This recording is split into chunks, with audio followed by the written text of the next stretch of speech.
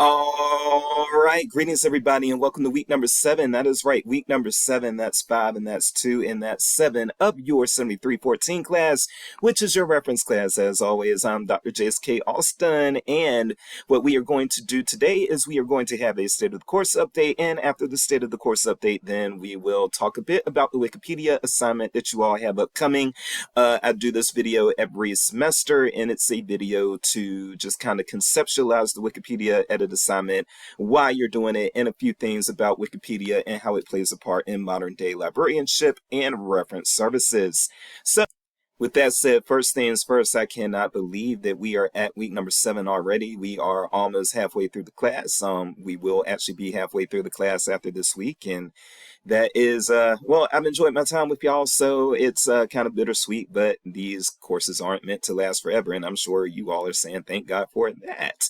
But yes, in the meantime, things are moving right along, and I hope that you are, well, it does look like you all are learning based on your discussion boards and your papers, and yeah, I hope you're getting something out of this experience, and I hope it's an experience that you will take with you. So with that said, let's go ahead and get into this update. So first things first, with the state of the course update, let me make myself small here and bring myself over here. The first thing that I want you all to be aware of is that I am almost done with grading the virtual reference practice papers. I have about 5 more to go in section 2. Section 1 is already completed. So if you don't have a grade yet in section 1, then you need to reach out to me because something's wrong. If you don't have a grade on that virtual reference paper in section 2, again, I've got about 5 or 6 more of those left, so I am working diligently on that, and you should have your grades probably by the end of the night on March the 4th, 2026. But I still have a few more to go through, and then it's still going to be a little while, to be honest with you. It's going to be a little while before I turn around and get into catching up on grading your discussion board prompts, because I prioritize, this is a required class, and I prioritize grading papers in a required class. But after that, I need to go grade papers in my elective, which is Cultural Heritage, this semester, and I've got to get their papers graded out before I come back and grade your discussion board posts. However, that is on the horizon, and thank you for patiently waiting. No, I do hate to break the news, but I am going to break the news. So we did not have the perfect buy-in on missing those 2 common APA mistakes that I had mentioned in previous course announcements. You all may remember that I said in previous course announcements that if everybody in your particular section was able to make it through their Wikipedia edit assignment, I mean, not their Wikipedia edit assignment, if they were able to make it through their virtual reference practice paper without making the 2 common APA mistakes, then I would shave off 4 questions that you have to do on the semester-long project. I will say that in section 1, we almost made it. We only had 2 students who made those 2 common APA mistakes, and I believe I have 24 in that class. So that was actually really good. Unfortunately, we did not make it there. Section 2, we didn't have quite that same success rate. I'll just leave it at that. But having said that, yes, we didn't quite make it, but hopefully those of you who did make the 2 common APA mistakes will go back and look at the check-in video where I discussed that, because I don't want you all to make those same mistakes and lose points on the Wikipedia edit assignment, okay?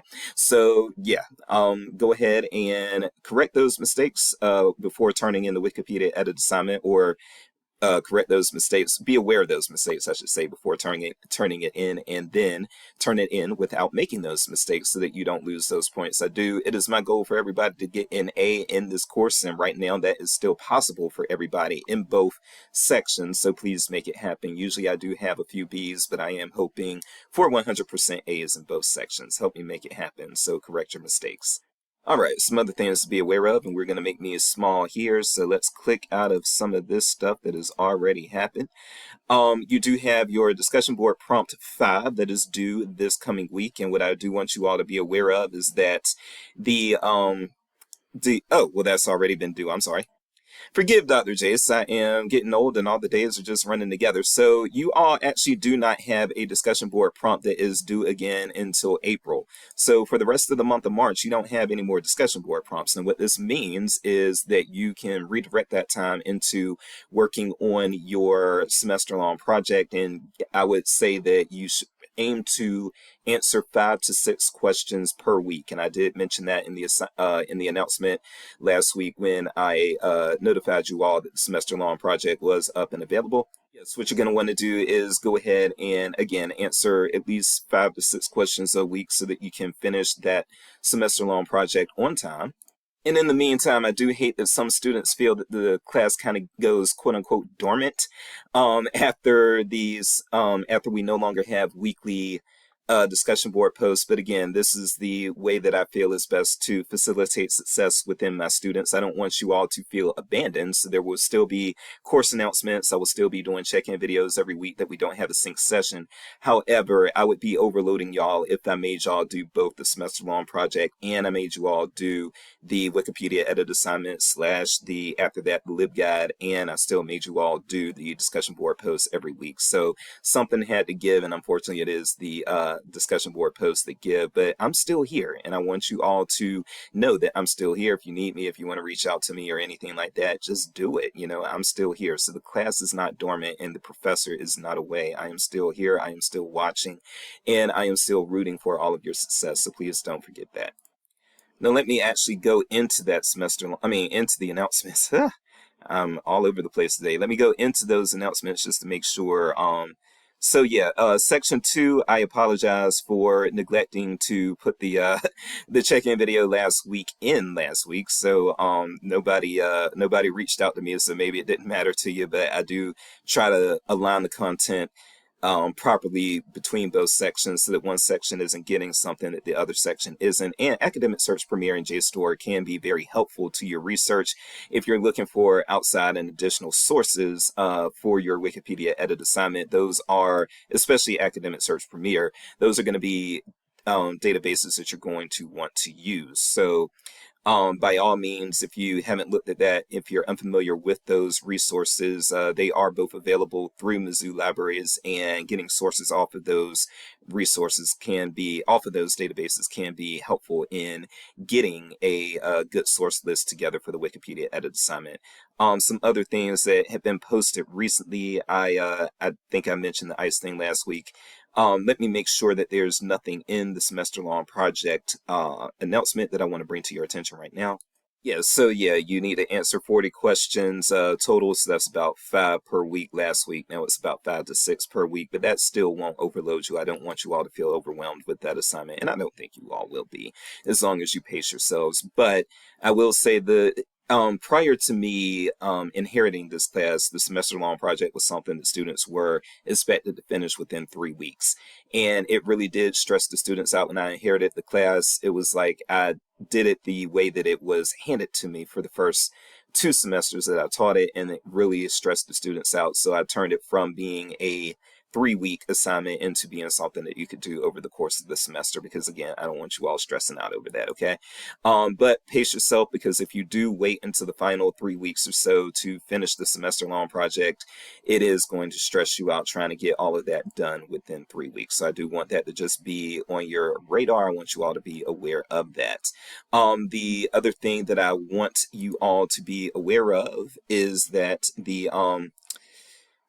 we will not have a check-in video next week because we're going to have a sync session, and we will be visiting with Mary Ann Curtis, or she will be visiting with us rather, and she'll talk a little bit about reference services at the K-12 level, as well as not just reference services to students, but also to teachers and to parents, and how to maintain those relationships and things like that.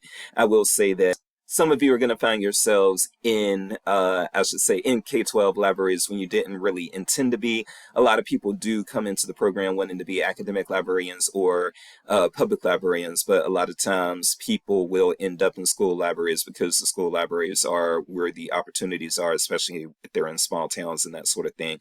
And there is absolutely nothing wrong with that, but I do want everybody to be exposed to a little bit about K-12 librarianship. And so bringing Mary Ann in, that gives us an opportunity to expose you all to that, because that is something that can sometimes get overlooked in programs that are not specifically geared to K-12 librarianship. And then also the last thing that I think I'll mention for the state of the course update is that the Wikipedia edit assignment is going to be due on March the 15th, so it's going to be due a week from this coming Sunday. And so you've got the prompt right here. Let me just see if there's anything within the prompt that I really want to highlight for you all right now. Okay, so I do want it to be clear that you can edit the page of your choice. I want you to choose something that you are interested in, so it can be, your hometown, a band that you like, your favorite TV show, a sports team that you like, a hobby that you have like knitting or something like that, but you just need to make at least one major edit. You do not need to select something with the articles needing additional resources, but that can definitely help. And then if you do want to actually create a page from scratch, I have students do that every now and then. It is perfectly fine to do so. That is putting a little bit of extra work on yourself, but again, some students go the extra mile, and if you want to do that, you are more than welcome to do that. Let's see what else we got. Yeah, and let's make sure this is clear. I do want those before and after screenshots. So make sure that you take that before screenshot before you even start editing, and that will make things easier so you don't have to go back into past versions of the page to get your before screenshot, and then you can get your after screenshot after you are done. Again, I will be checking for proper APA usage. You will need to incorporate sources, which you all have been doing very good with that in both sections. I have not had to bark at anybody as far as turning something in with the virtual reference practice paper. I believe everybody turned in sources or had sources and had a references list when they turned everything in.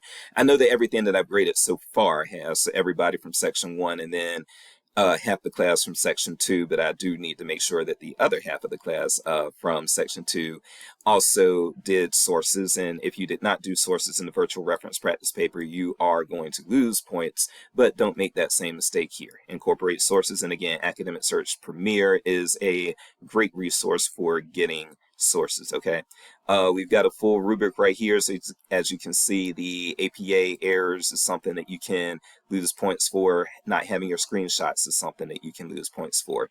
People did very good with the virtual reference practice paper as far as doing a full-on reflection. I very rarely did I have to penalize any points on the virtual reference practice paper this time around in either section for people not doing enough with the reflection. So you all seem to be reflective. You all seem to be showing me where your growth is happening and that sort of thing, and that is what I'm looking for. So kudos to y'all.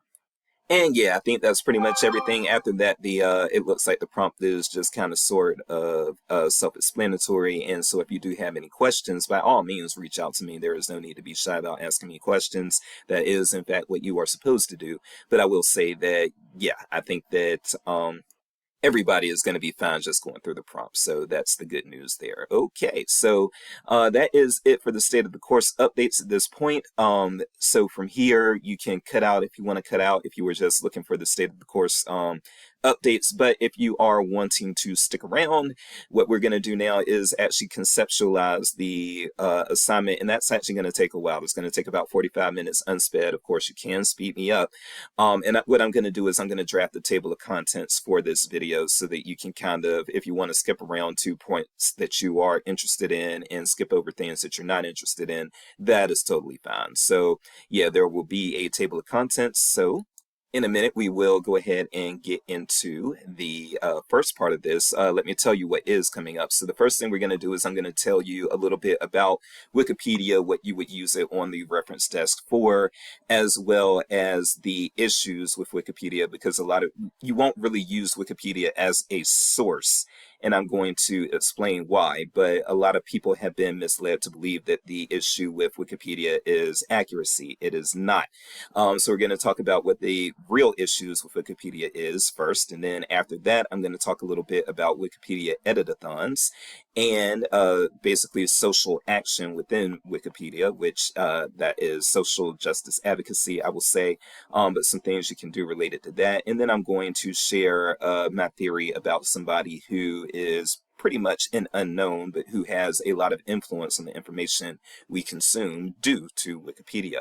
So we're going to get into all of those things, and let's go ahead and jump into it. Pause, take a break right here, and grab yourself a snack, grab yourself a drink, and then come back and we will talk about the issues that Wikipedia actually has and what you would use it for in modern day librarianship.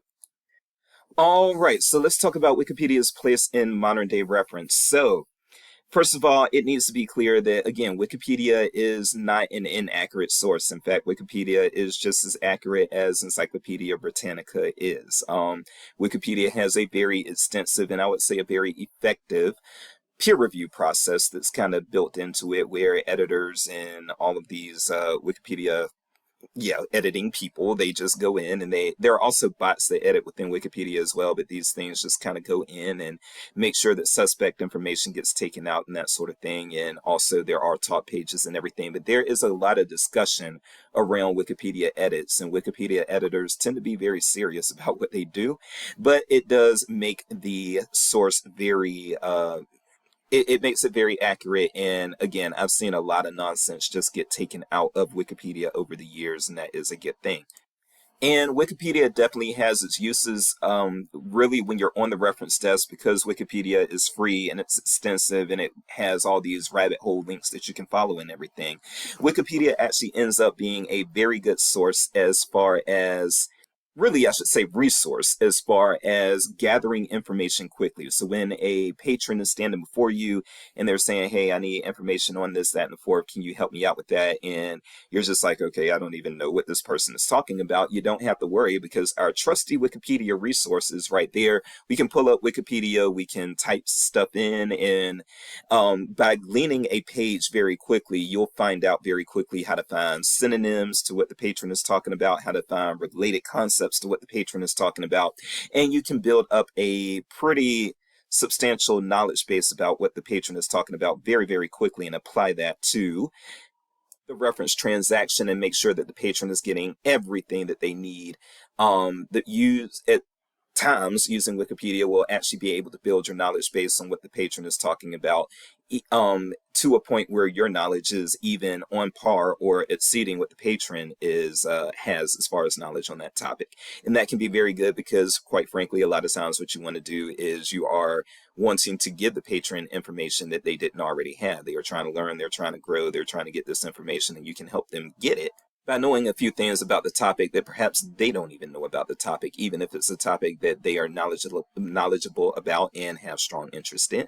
And there's nothing new about this concept. What I want you all to understand is that this is how the librarians of old used to operate. I am old enough to remember when I had my first public library job. That was from 2010 to 2011. And when I was working at the public library, I was a 27-year-old librarian working with in a department, in a reference department, where the next youngest person was in her late 40s. So there was quite a age gap there.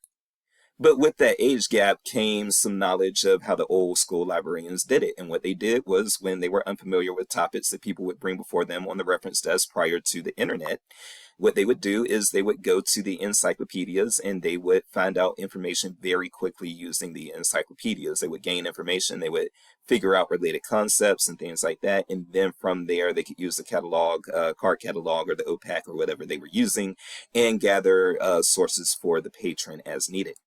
So now this does beg the question, I'm sure, if Wikipedia is just as accurate as these other sources, then, which it is, again, we've already discussed that. So if Wikipedia is as accurate as these other sources, shouldn't Wikipedia itself be a source that we can recommend to our patrons? The answer is no, not as far as if patrons need official sources for things to use in a reference list, or if they need authoritative sources to actually make good decisions. Wikipedia itself is not what you want to recommend to that patron. And the issue, when the accuracy is there, there are still two very valid reasons as to why we do not actually offer Wikipedia as a source itself to our patrons. We can use it as a guideline so they can find other sources, but we don't recommend it as a source in and of itself. So yes, with all that said, if Wikipedia is accurate and just as accurate as anything else, why can't we recommend Wikipedia itself as a source for our patrons to go ahead and use for their research? And there are two reasons for that. The first reason is authority, and the second reason is stability. So let me tell you what I mean by those concepts.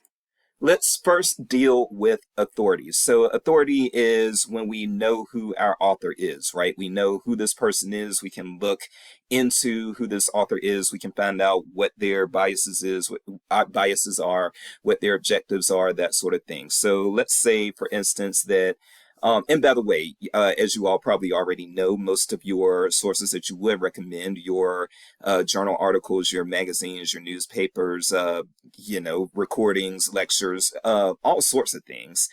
Books, of course, I don't even know how I left that out. Websites that are authoritative, anything that you would be recommending, a lot of times they do have an author. Even if it's a corporate author, a lot of times when you're recommending websites, they might be things that have a corporate author as opposed to a human author that's listed. But still, those things at least do have authority. You know who's putting stuff out. So the American Bar Association, for instance, they might have something that doesn't have a particular human author, but you can count the American Bar Association as a corporate author, and you still know who put that information out. You can find out who the American Bar Association is. You can find out why they might be putting this information out, all of the things, and that can help you determine, okay, these are people that I may want to listen to. These are people that I may not want to listen to, right?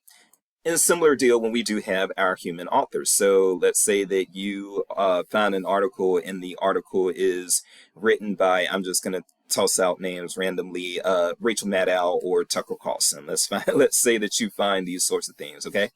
If something is written by Rachel Maddow, you can look into Rachel Maddow's biases and things like that from the past. You can see that Rachel Maddow, she is somebody who is a liberal and who is a liberal commentator and that sort of thing. So you can probably, I won't say you can guarantee, but there's a pretty good chance that something that Rachel Maddow is putting out is going to lean to the left. And so you can examine those biases and be aware of those biases as you are taking in her content.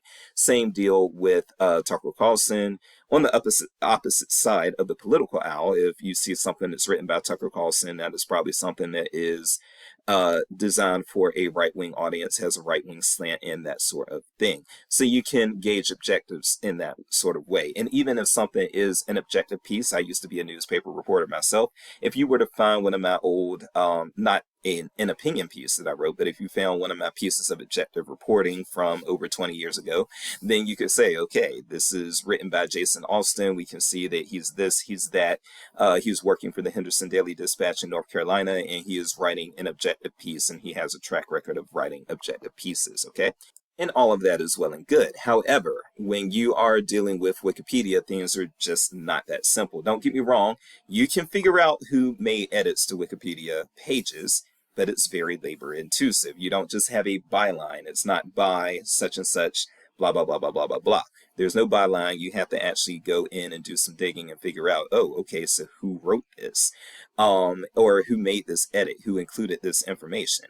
And a lot of times the people are pseudo-anonymous. You can actually make edits to Wikipedia without even logging in. And if you do that, then those edits need to be tracked through an IP address, and that takes a lot of time. But even if people are logged in and making edits as Wikipedia editors, those people are still able to make those edits under pseudonyms. And if they're making those edits under pseudonyms, then it is a bit harder to find out who this person is. You do have to dig a little bit more to actually find out who this person is who's making these edits, okay?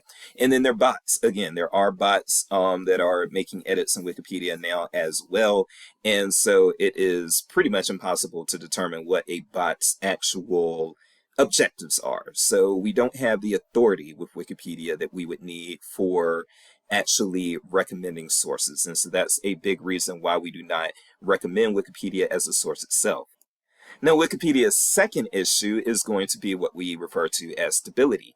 And stability really does mean if it's stable, if it's a source that's going to say the same thing tomorrow that it said today, a source that is still going to have the same information in a year, in 10 years, and 20 years that it has today. And as you all know, Wikipedia is edited daily, hourly, and even by the minute. So with that said, this becomes a problem even when it can make Wikipedia more accurate than something that is out of date. You still need, when you are referring people to sources, generally you still need that source to be something that's going to say the same thing over the course of time. And that comes even as at the expense of accuracy. So let me give you an example of what I mean by that. So there is, I am old enough to remember, I was in elementary school when this happened. A lot of you weren't even a twinkle in your parents' eyes when this happened, but I remember this in elementary school. There used to be a country called the USSR. I can't remember what that actually means, the Union of Soviet Socialist Republics or something like that. But the USSR used to be this country that the United States basically had beef with, especially throughout the 80s, going further than the 80s, of course, way further than the 80s, but especially throughout the 80s, the beef between the USSR and the United States was something that had infiltrated pop culture pretty thoroughly. And you will see this in such 80s pop culture things as not Back to the Future, as Rocky and the boxing movie series Rocky. You also see this in Mike Tyson's Punch Out, and, which was a video game and some things like that. Anyway, the United States and the USSR had hard beef, and they were the major world powers for quite a while. Now, when I was in elementary school, the USSR actually crumbled. It became Russia and several other states around Russia, okay?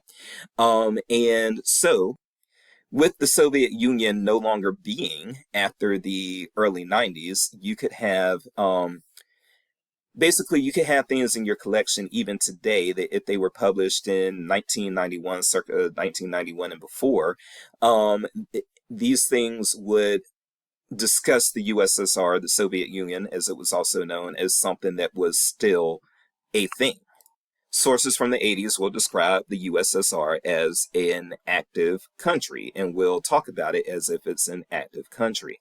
These things, of course, would be out of date today in 2026. Now, let's relate this back to Wikipedia, and let's say that, now, of course, Wikipedia wasn't around back in the 1980s, but let's say that Wikipedia was around in 1987, okay? In 1987, everything that described the USSR would describe it as as an active country. And Wikipedia, had it been around back then, would do the same. If you saw a Wikipedia page for the Soviet Union back in 1987, that page would say the USSR is. Now, in 2026, that same page would be edited to say that the USSR was. Past tense, it no longer is. So truth be told, if you pulled up a Wikipedia page today, and that Wikipedia page had existed back in the 1980s but had been updated throughout history, then that page would actually be more accurate because it's up to date. It could be up to date and edited as of today, and that page would be more up to date, more accurate than a book that was written about the USSR that was actually published back in 1987. Because that book is now out of date. That book that was published about the USSR in 1987 is going to talk about it again as if it's something that still exists. So that book would be out of date and inaccurate at this point, and yet that source, that book, would still be something that you would recommend over Wikipedia because Wikipedia has been changed. So ain't that a blip? Even with Wikipedia actually being more accurate, it is still a source that we would shy away from over that book. And the reason for that is that we cannot and should not rely on Wikipedia to still say the same thing tomorrow that it says today. And so if you are actually building a references list, or if you are actually doing any type of serious research, not even academic research, but you're doing some research that you want to just have reliable information, you are going to want that source that would be unaltered. You are going to want that source that is still going to say the same thing in 30 years that it says today, because it's a stability issue. You do not want to recommend things that can be altered at any time for most types of patron inquiries. So yes, for the most part, now this won't be the case 100% of the time, but for the most part, when you are on that reference desk, you are not only wanting to make sure that your patrons have accurate information, you also want them to have stable information, stable sources, and you want them to have sources that have authority, that have authorship that is not hard to determine, okay? And so, yeah, Wikipedia unfortunately does not meet those standards. But again, that doesn't mean that Wikipedia is without its uses, and absolutely, if you are attempting to gather information quickly, Wikipedia is a great place to start. And then there are other times when using Wikipedia is going to be okay. For one thing, I remember when I was at the public library, I had a patron who would come in every day, get a newspaper, make a photocopy of the crossword puzzle, and do the crossword puzzle. That's part of how he spent his day. A lot of times he would come to me and ask me some questions. This was his way of kind of making small talk and having somebody to talk to. So he would come up and he would ask me, hey, I can't figure out this thing in the crossword puzzle. And usually Wikipedia would be just fine for me to help him find out the information in the crossword puzzle. So things like that, Wikipedia is just fine for. And as you get more professional experience, you will get a good knack for when you can actually use Wikipedia itself as a source to get the patron through their information need and when you need to go to things that are more authoritative and more stable. Okay, so yeah, that's pretty much it for that. You can take a break here, and then the next thing we're going to talk about is Wikipedia editathons and the ability to do some social justice type work through Wikipedia. All right, so I hope you took a little break there, and what we are going to do now is we are going to talk about Wikipedia editathons and some of the social justice-y things that you can do with Wikipedia. So, first of all, it shouldn't be any secret that Wikipedia is pretty much one of the most accessible resources that you have out there for information. Maybe even the most accessible source of information that's out there right now, because it's free, anyone can access it. They have versions of Wikipedia in all sorts of languages and tailored to all sorts of countries.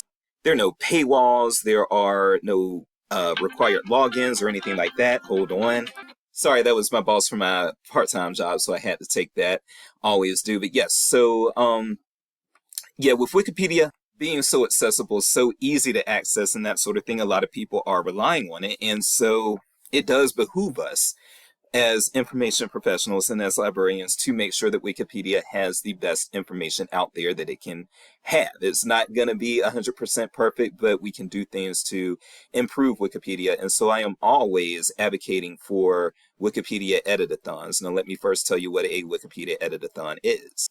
And actually, thank goodness we have a upcoming Wikipedia editathon, so this works perfectly in me helping you to find out what a Wikipedia editathon is. So this editathon is happening this month, March the 23rd from 11 to 2 Eastern Daylight Time. It is online only and it's free, but basically what a Wikipedia editathon is it's a set aside period of time where people actually devote that frame of time to actually enhancing Wikipedia articles or making new Wikipedia articles and editing, throwing out old or out-of-date information, basically improving these articles and making new good articles about a certain topic. And usually the people who participate in editathons are going to be people who have a stake in the information that is being edited. And we as librarians, we always have a stake. So you will find librarians always participating in Wikipedia editathons. But other people who might participate in them would include, if you are, for instance, this Wikipedia editathon, this is something related to Women's History Month, Wikipedia editathon, amplifying women's voices on financial independence. So you will probably, in addition to seeing librarians participate in this, you will probably also have professors of women's and gender studies participate in this. It is something that is related to financial independence. You'll probably also see people who are economists actually participating in this. You will probably see people who are life coaches and financial coaches, specifically life and financial coaches for women, participating in this and that sort of thing. But they are generally people who have a stake, again, in the type of content that is being edited. Okay, the type of content that's being focused on. So a lot of times you will see medical Wikipedia editathons, and usually the people who are participating in them will include doctors and nurses and public health researchers and that sort of thing. So again, these are things that are done in order to enhance the quality of the information that is available on Wikipedia. And again, this is a way to, we don't want to work against Wikipedia. Wikipedia is here, it's here to stay, and it's here to be heavily used. And it's going to be heavily used for a long time. So with that said, what we need to do, instead of trying to fight against Wikipedia, what we need to do is make Wikipedia the best that it can be. And by the way, so yeah, I will put this link in the announcement for this check-in video. So if you all want to participate in this, you absolutely can. But this is also a way of doing social justice by means that we are not stepping out of our element. And I would be making this video way too long. It's probably going to be an hour-long video anyway, but I'll be making it unsped, speed it up. But there are going to be the video would be way too long if I got into the nuts and bolts and the specifics of. But quite frankly, one thing that bothers me about modern day librarianship is a lot of modern day librarians like to refer to themselves as quote unquote activists. And they're not. This is something that I really wish that librarians understood, and they don't. There is a clear line between being an activist and being an advocate. Those things are very different. They come with very different responsibilities. They work in tandem with each other to bring about social change and social justice and that sort of thing, but they are not the same thing. And when you have a librarian that is trying to be a quote unquote activist and using activist tactics while also being paid and funded with taxpayer dollars, the results can be very, very bad. So I always encourage people to encourage librarians to look at themselves not as activists, but as advocates. That's what we are. Activists work outside of the system and antagonize the system, whereas advocates work from within and actually influence from within. And that's what we need to be doing. Having said that, there are certain advocate activities that we can do that still promote social justice. And one of those is, again, making sure that Wikipedia actually has good information on it, high quality information on it, and that we combat bias within Wikipedia. So this is a really good article from a few years ago right here that kind of shows an example of that. And this is something that librarians can do. What this woman did, any of you all can do. Wikipedia has a really bad gender bias. In fact, Wikipedia even has there's a Wikipedia page about Wikipedia's own gender bias. That's how bad it is. But at least the resources relatively self-conscious of the gender bias that it has. Having said that, what this woman did is a form of social action, of social justice. What she did was she made over 1,000 Wikipedia biographies for female scientists who had been previously unknown. So this is something, again, this is something that any of you all could do with the proper time and training. And it's something that does not antagonize the power structure from the outside. Again, that's the role of the activist. This is something that is done from within the power structure. And so we as advocates, we can do this type of work. But again, this is what you do. This is what we have to do to combat the gender bias within Wikipedia. What we have to do is we have to we can go to the front lines and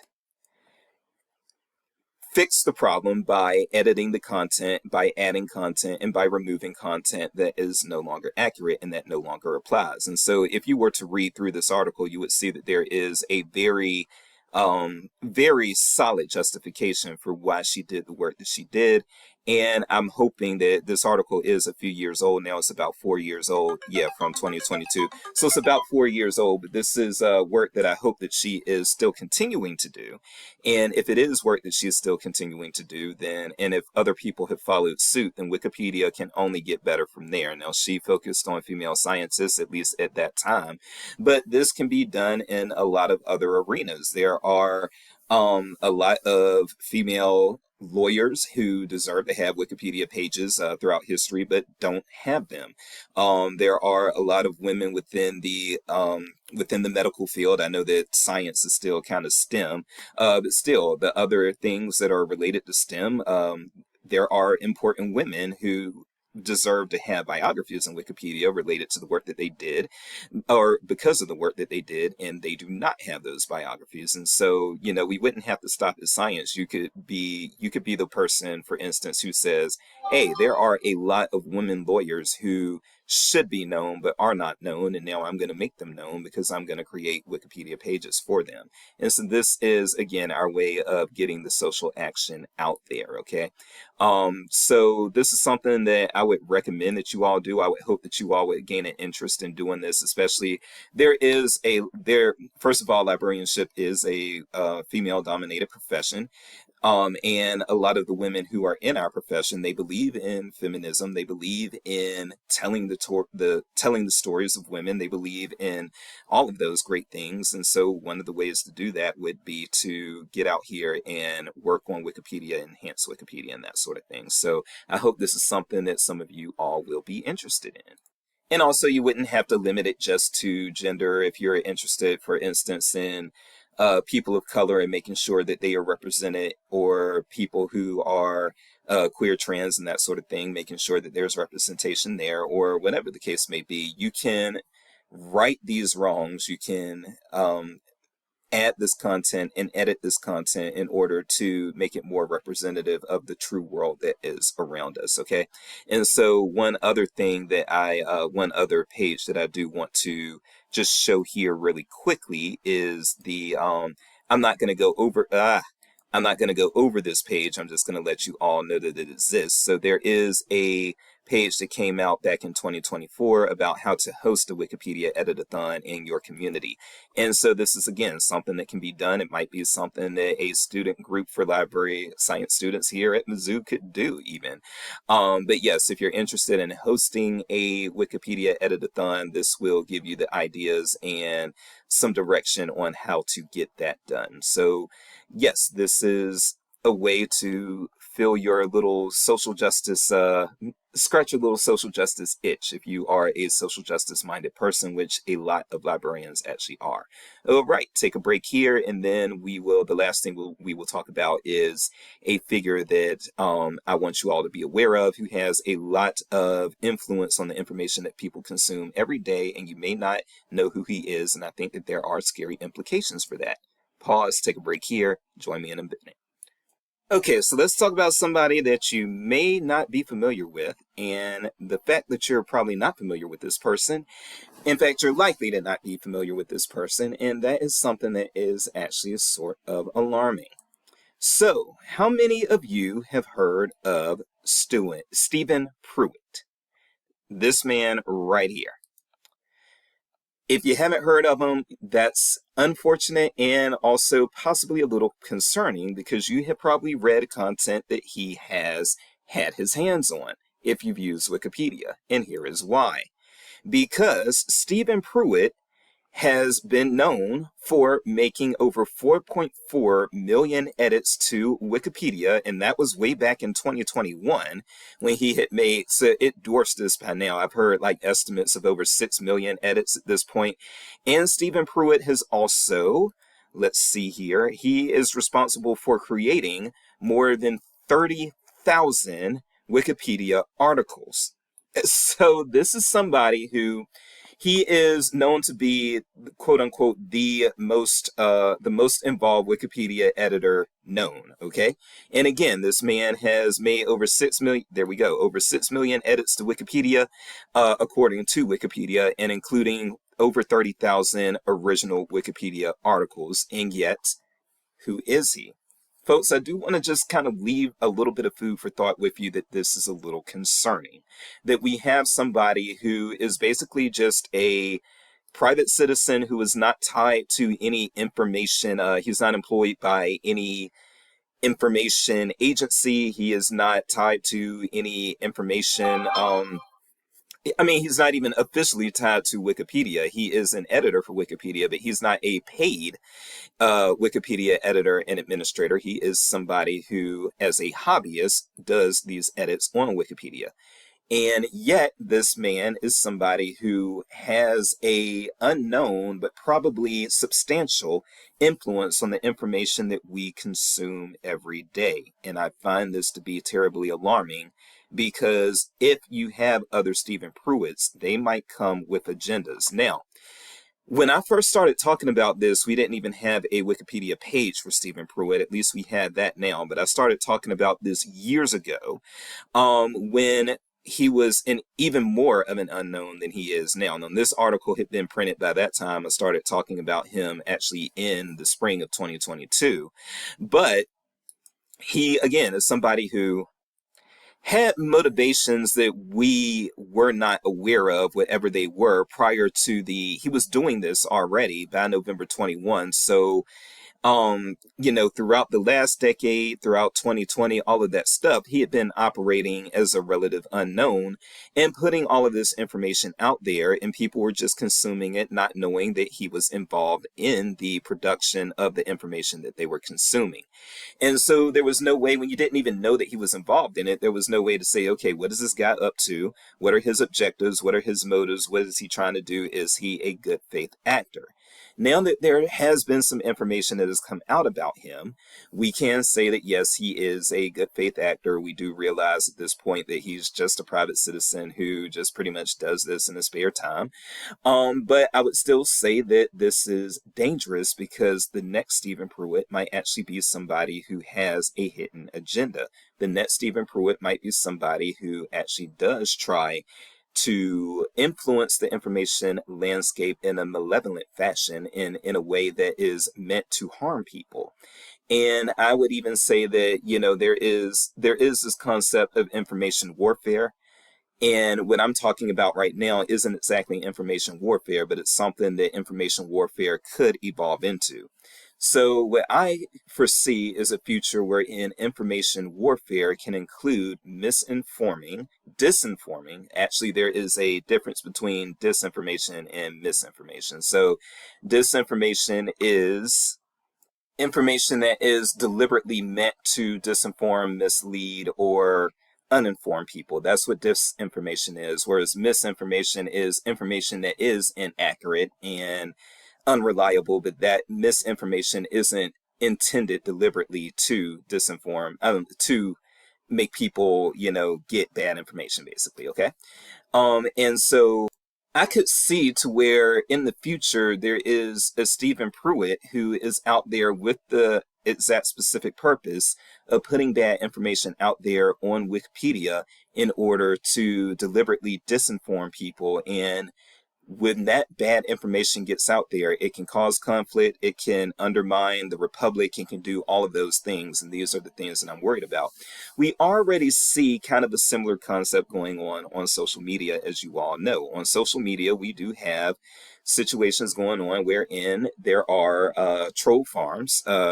We are affected in America by troll farms operating out of Russia and operating out of China that basically create bad social media accounts that go out and they stir up conflict. They put bad information out to the masses. They also just agitate people and take shots at people to get people in their feelings and that sort of thing. And those emotional reactions can have effects on democracy, or on the republic, if you don't want to say America is a democracy. I'm not getting into that right now. But basically, yes, these things can undermine the republic, and they are intended to undermine the republic. And quite frankly, I think that the United States probably operates troll farms as well to affect what's going on in some of the countries that the CIA has been involved in. We probably have troll farms that are influencing what's going on right now in Venezuela, for instance. But having said that, if this can be done on social media, why can it not be done on Wikipedia? I think it absolutely can be.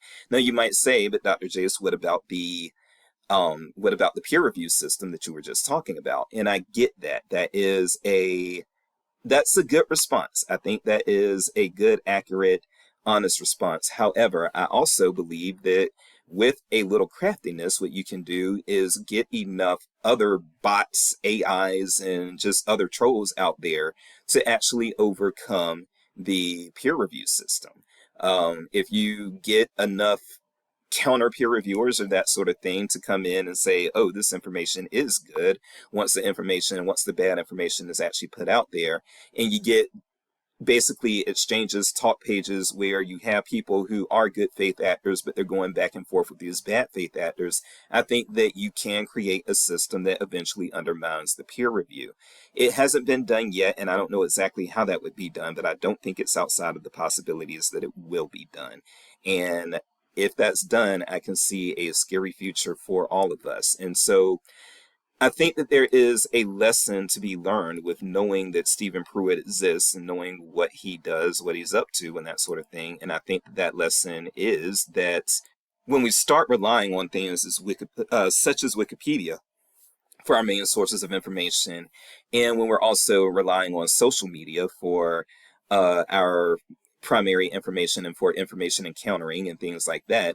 I think what that can eventually lead to is a situation where we're getting all of this information and we're not knowing where it's coming from.